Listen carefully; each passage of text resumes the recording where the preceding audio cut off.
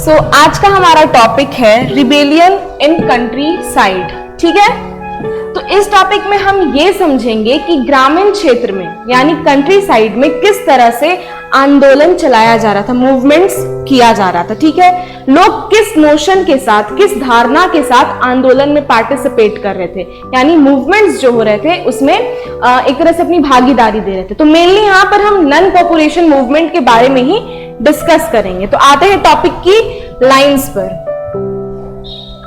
From the cities, the non-cooperation movement spread to the countrysides. तो अब क्या हुआ कि ये जो नन कॉर्पोरेशन मूवमेंट था, अब वो शहरों से बढ़कर कहां आ गया, ग्रामीण क्षेत्र में फैल गया था। यानी कंट्री साइड में अब नन कॉर्पोरेशन मूवमेंट फैल गया था। नन कॉर्पोरेशन मूवमेंट का प्रभाव हम अब ग्रामीण क्षेत्र में भी देख सकते थे। ठीक है, it drew into its fold the struggles of peasants and tribal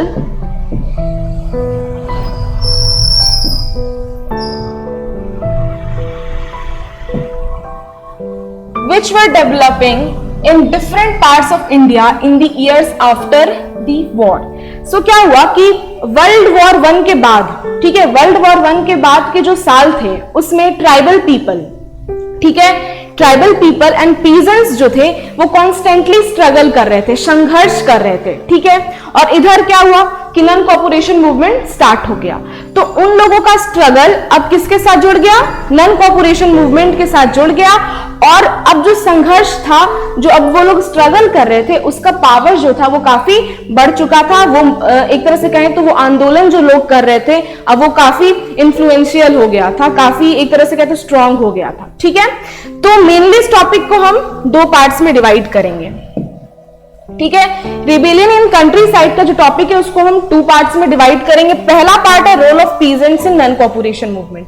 देखिए, इस टॉपिक को डिवाइड इसलिए कर रहे हैं ताकि इस टॉपिक की हर एक बात आपको अच्छे से समझ में आए, आप एक बेटर वे में इस टॉपिक को समझ पाए। इस वजह से इस तरह का क्लासिफिकेशन मैंने किया है। ठीक है, तो रिबेलियन इन कंट्री साइड यानी आंदोलन जो हो रहा था ग्रामीण क्षेत्र में, उसको हम 2 पार्ट्स में डिवाइड किए। पहला है role of peasants in non cooperation movement, यानी जो पीजेंट्स थे, किसान किस तरह का भूमिका अदा कर रहे थे आंदोलन में, नन कॉर्पोरेशन मूवमेंट में, वो हम इस टॉपिक के थ्रू समझेंगे। ठीक है, कि उनकी पीजेंट्स की क्या परेशानियां थी, ठीक है, उनका मूवमेंट करने का प्रक्रिया कैसा था, प्रोसेस कैसा था। ठीक है, उन सारी चीजों को हम इस टॉपिक में डिस्कस करेंगे। दूसरा क्या है, role of tribal people in non cooperation movement, यानी ग्रामीण क्षेत्र के जो गांव थे, ठीक है, ग्रामीण क्षेत्र में जो जंगल थे, ठीक है, गांव के जो जंगल थे उसमें जो नन कॉर्पोरेशन मूवमेंट किस तरह से ट्राइबल पीपल ने कैरी आउट किया, यानी जो आदिवासी रह रहे थे, ठीक है, ट्राइबल कम्युनिटी जो थे गांव के जंगल में जो रह रहे थे, वो उन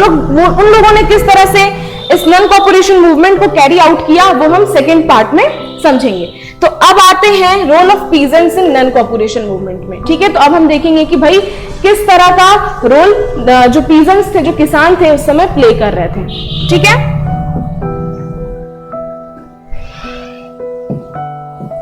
सो देखिए यहां पर हमें अवध का एग्जाम्पल मिला। ठीक है, यहां पर हमें अवध के पीजेंट्स का एग्जाम्पल मिला है, जिसके थ्रू हम ये इमेजिन कर सकते हैं कि उस समय ऑल ओवर इंडिया में जो पीजेंट्स थे, ठीक है, जो किसान उस समय थे इंडिया में, उन लोगों ने किस तरह से, उन लोगों का क्या रिएक्शन था नन कॉर्पोरेशन मूवमेंट को लेकर, वो हम अवध के पीजेंट्स के एग्जाम्पल के थ्रू अच्छे से समझ सकते हैं कि भाई उनकी कैसी प्रक्रिया उस समय रही होगी। तो यहाँ पर हमें एक एग्जाम्पल मिला है, तो इस चीज को हम क्लैरिफाई करते हैं। ठीक है, इन Awadh peasants were led by Baba Ramchandra, a sannyasi who had earlier been to Fiji as an indentured laborer. So Awadh के जो किसान थे, ठीक है, अवध के किसान को मूवमेंट में पार्टिसिपेट करने के लिए इंस्पायर करने वाले, प्रेरित करने वाले कौन थे, तो भाई बाबा रामचंद्र। ठीक है, यानी एक तरह से कहें तो बाबा रामचंद्र उस समय एक ऐसे पर्सनालिटी थे जिससे कि जो अवध के किसान थे वो काफी प्रेरित हो रहे थे, काफी इंस्पायर्ड हो रहे थे और मूवमेंट्स में पार्टिसिपेट कर रहे थे, आंदोलन में अपनी हिस्सेदारी दे रहे थे और जो भी प्रॉब्लम था, जो भी उस समय उनकी परेशानियां थी उसको आगे रख रहे थे, अपनी आवाज को आंदोलन के थ्रू उठा रहे थे। ठीक है, अब सबसे बड़ा क्वेश्चन है कि बाबा रामचंद्र कौन है। ये बहुत ही इंपॉर्टेंट पर्सनैलिटी है, इनके बारे में अच्छे से समझना है। बाबा रामचंद्र कौन थे? तो बाबा रामचंद्र एक सन्यासी थे, ठीक है, जो फिजी में, फिजी जो कि एक कंट्री है, ठीक है, फिजी जो कि एक कंट्री है, वहां पर एज अ इंडेंचर्ड लेबरर के तौर पर काम किया करते थे, इंडेंचर्ड लेबरर के तौर पर। अब यहां पर एक नया टर्म आया है, इंडेंचर्ड लेबरर। ठीक है, मतलब को समझना है कि भाई इंडेंचर्ड लेबरर किसे कहते हैं। तो इंडेंचर्ड लेबरर वैसे मजदूर को कहा जाता है जिन्हें एक अग्रीमेंट साइन करवाकर देश से बाहर ले जाया जाता है मजदूरी करवाने के लिए। ठीक है, समझ में आया? अब उस समय इस तरह के प्रोसेस को किस तरह से कैरी आउट किया जा रहा था वो समझना है।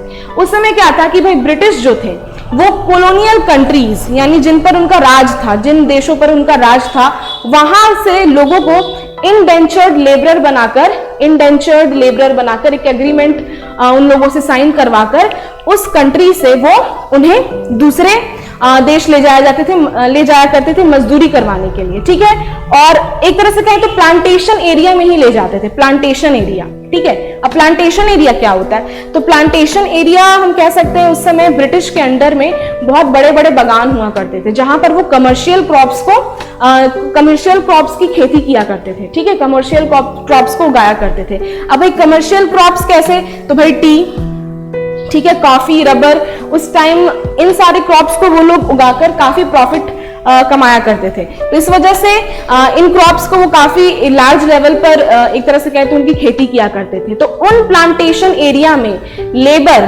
लेबरर के डिमांड को फुलफिल करने के लिए ब्रिटिश जो थे वो कॉलोनियल कंट्रीज से इंडेंचर्ड लेबरर ले जाया करते थे। ठीक है, और इन्हीं इंडेंचर्ड लेबरर को इस्तेमाल किया जाता था प्लांटेशन एरिया में मजदूरी करने के लिए, काम करने के लिए। ठीक है, तो इसी तरह से बाबा रामचंद्र भी जो थे वो एक ऐसे मजदूर थे जिन्हें देश से बाहर ले गया था काम करवाने के लिए, बट ये इंडिया वापस आने में कामयाब हुए थे। ठीक है, तो ये पूरा हो गया भाई बाबा रामचंद्र के बारे में।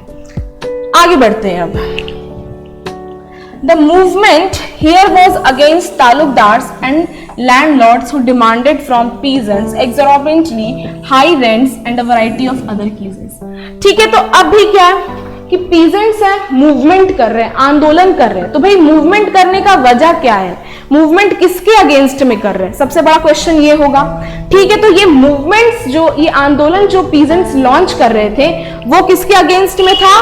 तो तालुकदार्स एंड लैंडलॉर्ड्स यानी बड़े बड़े जमींदार, और तालुकदार जिनके अंदर बहुत सारी तालुकाएं हुआ करती थी। एक तरह से कहें तो वो काफी स्टेट्स के मालिक हुआ करते थे, एक तरह से ये कह सकते हैं। ठीक है, तो ये मूवमेंट किसके अगेंस्ट में था पीजेंट्स का? तो लैंडलॉर्ड्स और तालुकदार्स। अब क्या वजह था, क्यों इनके अगेंस्ट में थे?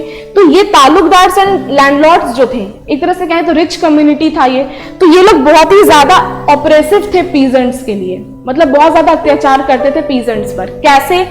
तो भाई लैंडलॉर्ड्स जो थे वो क्या करते थे कि जो पुअर पीजेंट्स उनके लैंड पर खेती कर रहे होते थे, उनसे ये हाई रेंट डिमांड किया करते थे, मतलब भारी भरकम लगान मांगा करते थे, रेंट मांगा करते थे, और साथ ही वैरायटी ऑफ अदर कीजेस, यानी नए तरह के टैक्सेस भी वसूला करते थे। किससे? तो भाई पुअर पीजेंट्स से। ठीक है, तो ये रिच कम्युनिटी पहले से है, रिच है पहले से, बट फिर भी यहाँ पर ये लोग पुअर पीजेंट्स का एक्सप्लॉयटेशन कर रहे थे। फिर क्या भाई, आगे देखते हैं। Peasants had to do begar and work at landlord's farm without any payments। और ये लैंडलॉर्ड्स जो थे वो पीजेंट्स के पुअर कंडीशन का एडवांटेज भी लिया करते थे, यानी पीजेंट्स का जो एक तरह से कहें जो वो लोग एक वीक सेक्शन था भाई पीजेंट, तो उस समय उनका फायदा कैसे उठाया करते थे लैंडलॉर्ड्स, उनकी बुरी हालत का फायदा कैसे उठाया करते थे? तो ये लैंडलॉर्ड्स जो थे वो पीजेंट्स को क्या करते थे? फोर्स करते थे बेगार करने के लिए। बेगार क्या होता है? यहाँ पे बेगार एक नया टर्म है। तो बेगार का मतलब होता है कि जबरन काम करवाना, ठीक है, फोर्सिबली काम करवाना विदाउट पेमेंट, बिना पैसा दिए। ठीक है, तो ये लैंडलॉर्ड्स पीजेंट से जबरन काम करवाया करते थे अपने लैंड पर, अपने फार्म्स पर, अपने खेत पर। ठीक है, और साथ ही ने पैसे भी नहीं दिया करते थे। तो ये एक दूसरा मिला भाई, एक दूसरा फेज मिला एक्सप्लॉयटेशन का, कि यहाँ पर भी काफी मतलब एक तरह से कहे तो पीजेंट्स के लिए वो जो एरा था वो बहुत ही हार्डशिप से भरा हुआ था, बहुत ही परेशानी से भरा हुआ था, क्योंकि यहाँ पर हर एक कॉर्नर पर इन्हें एक्सप्लॉइट किया जा रहा था। ठीक है, as tenants they had no security of tenure, being regularly evicted so that they could acquire no right over the leased land. So landlords, अब यहाँ पे तीसरा देखना है, तो लैंडलॉर्ड्स क्या करते थे कि जो उनकी लैंड पर पीजेंट्स काम कर रहे थे, खेती कर रहे होते थे, उन्हें उस लैंड से बार बार हटा दिया करते थे। बहुत सारे ऐसे भी पीजेंट्स थे जिनका अपना लैंड नहीं था, ठीक है, इसलिए यहाँ पे टेनेंट्स वर्ड का यूज किया गया है। ठीक है, सो बहुत सारे ऐसे पीजेंट्स थे जिनका अपना लैंड नहीं था, वो लैंडलॉर्ड के लैंड पर काम किया करते थे, बट लैंडलॉर्ड अपना यहाँ पर दिमाग लगाया करते थे कि वो लैंडलॉर्ड क्या करते थे, पीजेंट्स जो उनके लैंड पर खेती कर रहे होते थे उन्हें बार बार हटा दिया करते थे। किस लिए? ताकि उस पीस ऑफ लैंड पर वो जो पुअर पीजेंट है वो अपना हक ना जता सके। ठीक है, तो जिसकी वजह से क्या है भाई कि पीजेंट्स को कब, पीजेंट को खुद नहीं, किसान को खुद पता नहीं होता था कि मुझे इस जो लैंडलॉर्ड है, जो मतलब मेरे जमीन का मालिक है, वो कब मुझे इस काम से हटा देगा, उसे खुद पता नहीं होता था। एक तरह से कहें तो पीजेंट्स को अपने जॉब का सिक्योरिटी नहीं होता था। ठीक है, अब कब जब लैंडलॉर्ड्स का मन चाहता था तब वो लोग पीजेंट्स को हटा दिया करते थे अपने लैंड से, जिसकी वजह से पीजेंट्स के लिए एक तरह से कहें तो बहुत सारा परेशानी वाला सिचुएशन उस समय अक्कर हो जाता था, एक तरह से कहें तो हार्डशिप लेकर आता था। तो ये पूरा हमने अभी देखा, जो अभी हमने कंडीशंस अभी हमने डिस्कस किया वो था कि भाई किस तरह से पीजेंट्स परेशान थे, पीजेंट्स के क्या प्रॉब्लम्स थे और वो क्यों आंदोलन कर रहे थे। ठीक है, आखिरकार क्या आंदोलन का रीजन था, तो यही कुछ सारे रीजंस थे, जिसमें कि लैंडलॉर्ड्स और तालुकदार जो थे वो मेन थे। तो यहाँ पर हम देख सकते हैं कि जो विलेजर्स हैं, यानी एक तरह से कहें जो ग्रामीण क्षेत्र में लोग जो हैं वो डायरेक्टली ब्रिटिश से परेशान नहीं है। ठीक है, जिस तरह से टाउन्स में क्या था कि भाई लोग जो थे वो डायरेक्टली ब्रिटिश को अपोज कर रहे थे, वो डायरेक्टली ब्रिटिश से परेशान थे, बट यहाँ पर सिचुएशन थोड़ा सा अलग है। यहाँ पर क्या है कि लोग डायरेक्टली ब्रिटिश से परेशान नहीं है, बल्कि ब्रिटिश के एजेंट्स से परेशान है। ठीक है, उस समय क्या होता था कि ब्रिटिश जो थे बहुत सारी जिम्मेदारियां जैसे कि रेवेन्यू कलेक्शन, ये सब जो था वो विलेजेस के लैंडलॉर्ड्स, ठीक है, लैंडलॉर्ड्स वगैरह को दे दिया करते थे, उन जिम्मेदारियों को थमा दिया करते थे। तो ये कहना गलत नहीं होगा कि लैंडलॉर्ड्स जो थे वो ब्रिटिश के एजेंट थे। ठीक है, यहाँ पर ये क्लियर हो गया। तो जो ग्रामीण क्षेत्र में लोग थे वो ब्रिटिश के एजेंट से परेशान थे और एक तरह से वो इनडायरेक्ट वे में ब्रिटिश के अगेंस्ट ही आंदोलन कर रहे थे। ठीक है, समझ में आ गया। अब आगे बढ़ते हैं, तो अब हम देखते हैं कि भाई क्या डिमांड थे, क्या मांगे पीजेंट्स ने अपने मूवमेंट के थ्रू रखा। ठीक है, क्या मांग वो कर रहे थे आंदोलन करके, क्या उनको चाहिए था। ठीक है, अब हम उन चीजों को देखेंगे। The peasant movement demanded reduction of revenue, abolition of begar and social boycott of oppressive landlords. ठीक है, तो पीजेंट मूवमेंट्स का डिमांड था भाई कि रिडक्शन ऑफ रेवेन्यू। ठीक है, तो रिडक्शन ऑफ रेवेन्यू यानी जो भारी भरकम टैक्सेस मांगा करते थे, वसूलते थे लैंडलॉर्ड्स, उन टैक्सेस को कम करो, ये पहला डिमांड आया मूवमेंट के थ्रू। अबॉलिशन ऑफ बेगार, जो जबरदस्ती लैंडलॉर्ड्स काम करवाया करते थे पीजेंट्स को अपने लैंड पर, ठीक है, विदाउट पेमेंट, उस सिस्टम को खत्म करो, ये दूसरा डिमांड आया, अबॉलिशन ऑफ बेगार।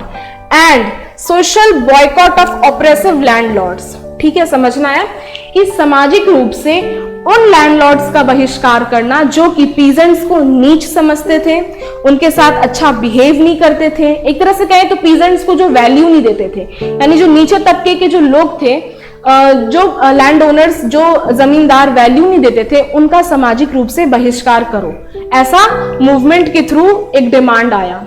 ठीक है, उस समय होता भी था कि उस समय जो नीचे तबके के लोग थे जो कि छोटे छोटे कामों को किया करते थे, उनके साथ जो लैंडलॉर्ड्स थे वो काफी अत्याचार वाला बिहेवियर किया करते थे, उनका व्यवहार बहुत ही खराब होता था। ठीक है, तो इस कारण बोला गया कि भाई जो ऑपरेसिव लैंडलॉर्ड्स हैं, जो घमंडी हैं लैंडलॉर्ड्स, उनका बहिष्कार करो। ठीक है, और बहिष्कार भी कैसे, तो भाई सोसाइटी में उनका मान आदर नहीं करना, बट मतलब कि उनकी बातों को नहीं मानना है, और जो भी बेसिक फैसिलिटीज यानी जो भी सुविधाएं छोटे तबके के लोग दे रहे हैं, देते थे पहले इन लैंडलॉर्ड्स को, उन सबको बंद कर दो। यानी जैसे कि हेल्पर्स, उस समय जो लैंडलॉर्ड्स हेल्पर्स रखा करते थे, वो क्या एक तरह से नीचे तबके के लोग हैं, तो भाई हेल्पर्स अब हेल्प करने नहीं जाए लैंडलॉर्ड्स को। वॉशरमैन्स जो है यानी जो धोबी हैं वो कपड़ा ना धोए लैंडलॉर्ड्स का। तो कुछ इस तरह से जो नीचे तबके के लोग सुविधाएं पहले दिया करते थे इन लैंडलॉर्ड्स को, उन सबको बंद कर दो, ताकि तब इन लोगों को जो ये क्या कहते हैं घमंडी लैंड ओनर्स हैं, ठीक है, उनको हमारी वैल्यू समझ में आए। ठीक है, जो छोटे तबके के लोग हैं, जो लोअर पोजीशंस हैं, ये काम करते हैं। ठीक है, तो कुछ इस तरह का इंटेंशन था social boycott of oppressive landlords के पीछे। ठीक है, और इसको प्रैक्टिकली करके भी दिखाया गया। कैसे, तो देखते हैं यहाँ पर। इन मैनी प्लेसेस नाय धोबी बंस were organized by panchayats to deprive landowners of the services of even barber and washerman। ठीक है, तो बहुत सारी जगहों पर नाय धोबी बंद, ठीक है, नाय धोबी बंद की मुहिम पंचायत ने चलाई। नाई मतलब क्या होता है हिंदी में, तो बार्बर जो बाल की कटिंग करता है। ठीक है, धोबी यानी वॉशरमैन जो कपड़ों को धोता है। ठीक है, तो यहां पर क्या, नाय धोबी बंद, यानी बार्बर्स एंड जो वॉशरमैन है वो अपनी सर्विस इन लैंडलॉर्ड्स को प्रोवाइड नहीं करेंगे। ठीक है, यानी लैंडलॉर्ड्स के लिए जो नाई और जो धोबी हैं वो अपना एक तरह से कहें तो अपनी फैसिलिटी उन लैंडलॉर्ड्स को नहीं प्रोवाइड करेंगे, ना तो उनके लिए काम करेंगे। कुछ इस तरह का मुहिम चलाया गया पंचायत के द्वारा। ठीक है, तो इस तरह से क्या किया जा रहा है कि एक तरह से जो लैंडलॉर्ड्स है उनको फोर्स किया जा रहा है ये एक्सेप्ट करने के लिए कि भाई जो लोअर पोजीशंस पर लोग हैं वो हमारे सोसाइटी के लिए भी उतने ही इंपॉर्टेंट है जितने कि वो लोग खुद थे। ठीक है, तो कुछ इस तरह का मुहिम उस समय चलाया गया। In June 1920, Jawaharlal Nehru began going around the villages in Awadh, talking to the villagers and trying to understand their grievance.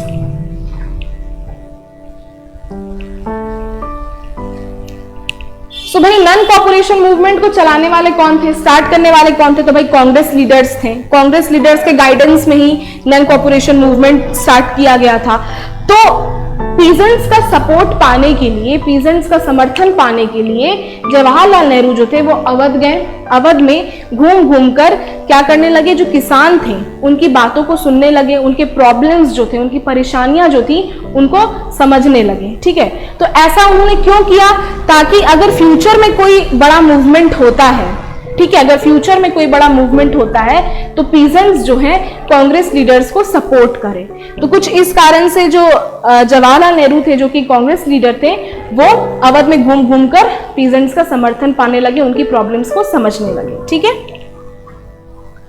Bye October the Aundh किसान सभा was set up headed by Jawaharlal Nehru, Baba Ramchandra and few others. तो अक्टूबर में, ठीक है, अक्टूबर में क्या हुआ कि जवाहरलाल नेहरू और बाबा रामचंद्र के नेतृत्व में, लीडरशिप में औध किसान सभा सेटअप किया गया। ठीक है, एक तरह से कहें तो एक संस्थान था किसान लोगों का।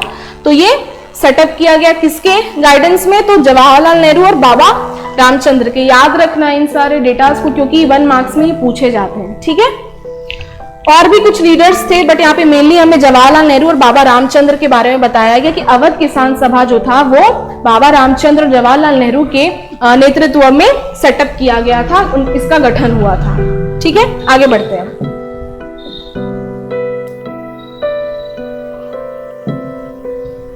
Within a month, over 300 branches had been set up in villages around the regions।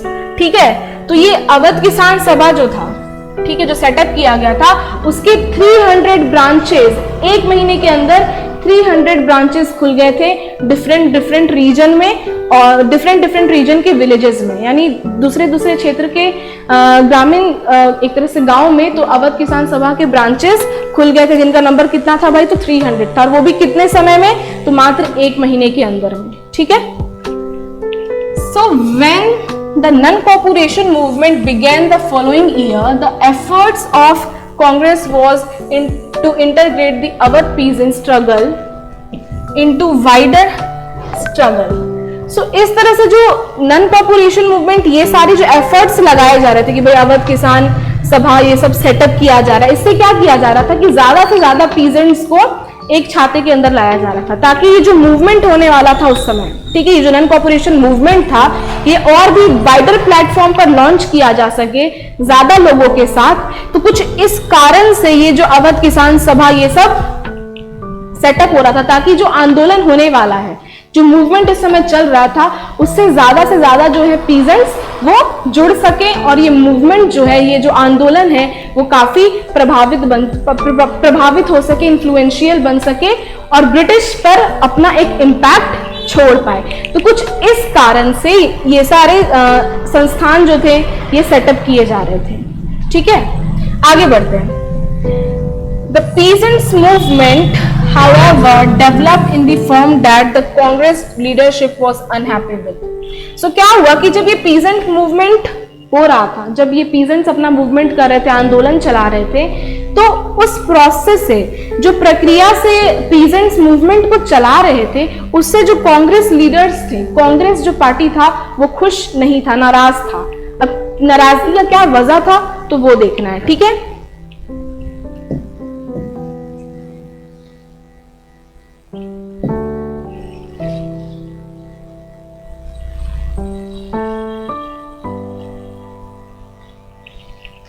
ठीक है, तो as the movement spread in 1921, the houses of taluqdars and merchant were attacked. तो जैसे ही क्या हुआ 1921 में ये पीजेंट्स का मूवमेंट स्प्रेड किया, फैला, तो ये एक तरह से एक वायलेंट रूप ले लिया। ठीक है, एक तरह से इन लोगों का जो मूवमेंट था, आंदोलन था, उसमें हिंसा होने लगा। ठीक है, वायलेंस का सीन देखने को मिला और बहुत सारी इलीगल एक्टिविटीज भी की गई। ठीक है, तो वो देखना। तो क्या हुआ, सबसे पहले कि जो तालुकदार एंड मर्चेंट यानी व्यापारी और जो जमींदारों का जो घर था उसे क्या किया गया, उस पर हमला बोल दिया गया। ठीक है, तो सबसे पहला एक तरह से कहें तो ड्रॉबैक कहें तो ये कह सकते हैं कि भाई यहाँ पर जो पीजेंट्स थे वो वायलेंट हो गए थे। फिर दूसरा क्या हुआ था, बाजार वर लूटेड।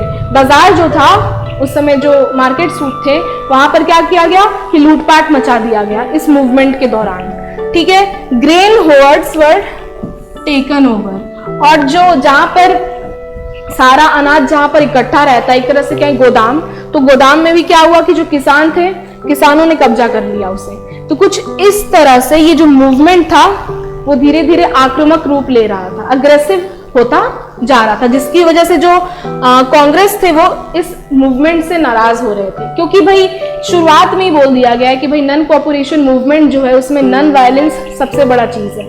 ठीक है, बट यहाँ पर इलीगल एक्टिविटीज भी हो रही है और साथ ही वायलेंस भी हो रहा था। तो इस कारण से जो कांग्रेस मेंबर थे वो थोड़े इस मूवमेंट से नाराज थे। ठीक है, in many places local leaders told peasants that Gandhiji had declared that no taxes were to be paid and land was to be redistributed among the poor. So क्या हुआ कि मनगढ़ंत बातें भी यहाँ पे फैलाई गई थी। तो जो बहुत सारी जगहों पर क्या हुआ था कि जो लोकल लीडर्स थे, यानी जो स्थानीय नेता थे, उन लोगों ने किसान को, जो उस समय पीजेंट्स थे, उनको ये कह दिया कि भाई गांधी जी ने ये ऐलान कर दिया है कि अब किसी तरह का टैक्सेस नहीं भरना, यानी किसी तरह का लगान जो है, टैक्सेस जो है उसको नहीं भरना है। ठीक है, और साथ ही क्या बोला गया कि गांधी जी ने ये भी ऐलान किया है, गांधी जी ने ये भी घोषणा की है कि गरीबों के बीच लैंड का रीडिस्ट्रीब्यूशन होगा, यानी जो जमीन है उसे फिर से बांटा जाएगा। तो कुछ इस तरह का मनगढ़ंत बात जो स्थानीय नेता थे उन लोगों ने गांधी जी के नाम पर फैला दिया था। ठीक है, the name of Mahatma was being invoked to sanction all actions and aspirations. So लोग क्या कर रहे थे कि इस मूवमेंट के दौरान क्या हो रहा था कि महात्मा यानी गांधी जी का नाम लेकर लोग जो थे वो सारे एक्टिविटीज यानी अपने कर्म कांड को क्या कर रहे थे, एग्जीक्यूट किए जा रहे थे। वो सारे, वो भी कैसे, तो गांधी जी का नाम लेकर, कुछ भी कर रहे हैं तो गांधी जी का नाम लेकर, चाहे वो एक्टिविटी इलीगल ही क्यों ना हो, वो गांधी जी का नाम लेकर वो सारे एक्टिविटीज को परफॉर्म किए जा रहे थे और साथ ही इन सारी चीजों को सही भी ठहरा रहे थे। ठीक है, जो भी वो काम कर रहे थे उसे वो सही भी ठहरा रहे थे और साथ ही गांधी जी का नाम सबसे आगे रख रहे थे कि भाई अगर कुछ भी कर रहे हैं तो भाई हमें गांधी जी ने बोला है। कुछ इस तरह का उस समय लोगों का माइंडसेट हो गया। ठीक है, तो इस तरह से हमने role of peasants in non cooperation movement को कंप्लीट किया। तो एक स्पीडी रिवीजन लेते हैं ताकि सारा कुछ आपके दिमाग में सेट हो जाए।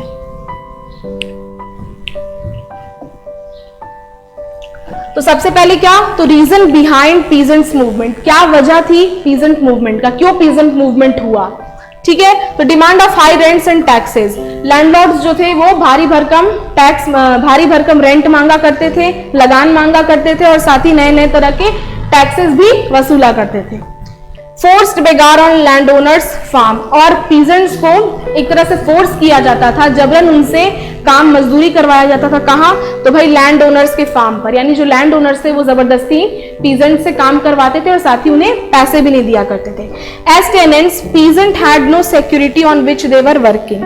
सो क्या होता था कि टेनेंट्स के तौर पर, ठीक है, टेनेंट्स के तौर पर पीजेंट्स को एक तरह से उनके काम का सिक्योरिटी नहीं होता था कि वो अभी काम कर तो रहे इस लैंड पर, बट पता नहीं 2 दिन बाद क्या होगा उनके साथ, क्योंकि लैंड ओनर्स जो थे वो जब मन चाहे इन्हें उस पट्टे की जमीन से हटा दिया करते थे ताकि वो अपना अधिकार जो है उस लैंड पर ना जमा सके। तो कुछ ये इस तरह का रीजन था पीजेंट मूवमेंट के पीछे, इस तरह का कुछ एक्सप्लॉयटेशन हो रहा था जिसकी वजह से पीजेंट्स जो थे अपने आवाज को उन्होंने मूवमेंट के थ्रू उठाया। ठीक है, आगे बढ़ते हैं।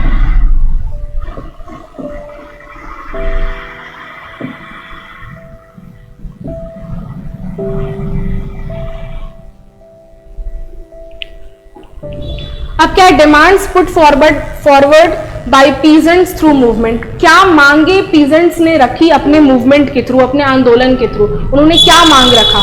तो भाई रिडक्शन इन रेवेन्यू, जो भारी भरकम टैक्स मांगा करते थे लैंडलॉर्ड्स, उन टैक्सेस को कम करो, ये पहला डिमांड रहा था। अबॉलिशन ऑफ बेगार, जो विदाउट पेमेंट काम करवाया जाता था फोर्सिबली, उस सिस्टम को खत्म करो। ठीक है, social boycott of oppressive land owners, जो अत्याचार करने वाले लैंड ओनर्स हैं, जो कि वैल्यू नहीं देते हैं लोअर पोजीशंस पर जो लोग काम करते हैं, उनका सामाजिक रूप से बहिष्कार करो, उन्हें वो सारे बेसिक फैसिलिटीज मत दो जो कि लोअर पोजीशंस के लोग पहले दिया करते थे। ठीक है, नाय धोबी बंद याद रखना है। ठीक है, अब आगे बढ़ते हैं। तो ये था भाई demands.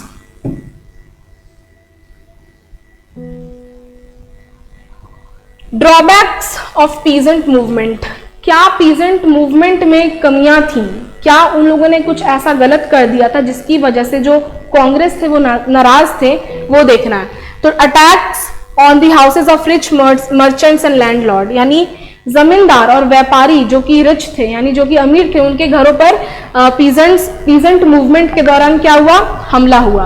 Bazaars were looted which proved to be illegal activity, बाजार में लूटपाट मचाई गई जो कि क्या था, एक तरह से गैर कानूनी काम था वो। ठीक है, इलीगल एक्टिविटी था। Grain storage houses were occupied by peasants violently, और जो गोदाम थे जहां पर ग्रेन्स को स्टोर करके रखा जाता था, वहां पर पीजेंट्स ने क्या किया कि वायलेंटली, आक्रामक रूप से उस गोदाम पर क्या किया कि कब्जा जमा लिया। तो कुछ इस तरह से ये जो पीजेंट मूवमेंट था, ये भी लास्टली क्या हुआ था कि वायलेंस इसमें भी देखने को मिल गया था। जो एक तरह से जो पीजेंट्स थे वो काफी आक्रामक हो उठे थे, तो जिसकी वजह से जो कांग्रेस के मेंबर्स थे वो थोड़े इस मूवमेंट से अनहैप्पी थे। तो आई होप आपका ये टॉपिक क्लियर हुआ हो, सारा कुछ इसमें मैंने जो आपको बताया वो आपको क्लियर हुआ हो।